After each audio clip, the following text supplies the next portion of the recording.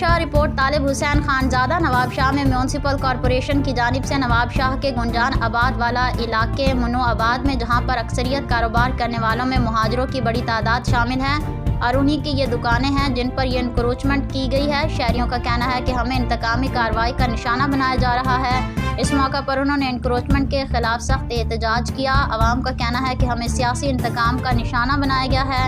انتظامیہ کے خلاف سخت نعرے بازی۔ ہمارے نمائندے طالب حسین خانزادہ نے میونسپل کمشنر نواب شاہ رزاق شیخ، میئر نواب شاہ قاضی رشید بھٹی سے ان کا موقف معلوم کیا۔ ان کا کہنا تھا کہ ہم کو اوپر سے حکم ملا ہے کہ تمام نواب شاہ کے علاقے سے انکروچمنٹ کا خاتمہ کیا جائے، جن میں شامل Sarhari road, Sakrand road, Sanghar road, Bochheri road, سیٹ میل روڈ اور شیر شہر کے مین علاقے جہاں سے عوام کی زیادہ آمد و رفت ہے۔ ان علاقوں میں ہمیں انکروچمنٹ کرنی ہے اور جو بھی اپنی دکانوں سے آگے ہیں انہیں ہمیں ہٹانا ہے اور راستے کلیئر کرنے ہیں۔ مزید جانتے ہیں وہاں کے لوگوں کے مطابق رائے۔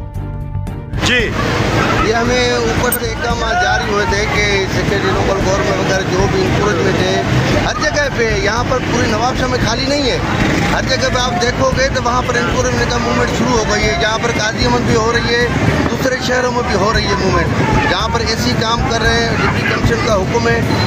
سر یہ کوئی بھی اگر کام ہوتا ہے، اگر کوئی پالیسی بنتی ہے، گورنمنٹ سے پہلے لوگوں کو انٹیمیٹ کرتی ہے کہ بھائی یہ جو چیز ہے یہ ہونے جا رہی ہے۔ ایسی کوئی انٹیمیشن نہیں تھی، یہ فوراً ابھی تھوڑی دیر پہلے آئے ہیں، آنے کے بعد انہوں نے یہ توڑ پھوڑ شروع کر دی ہے۔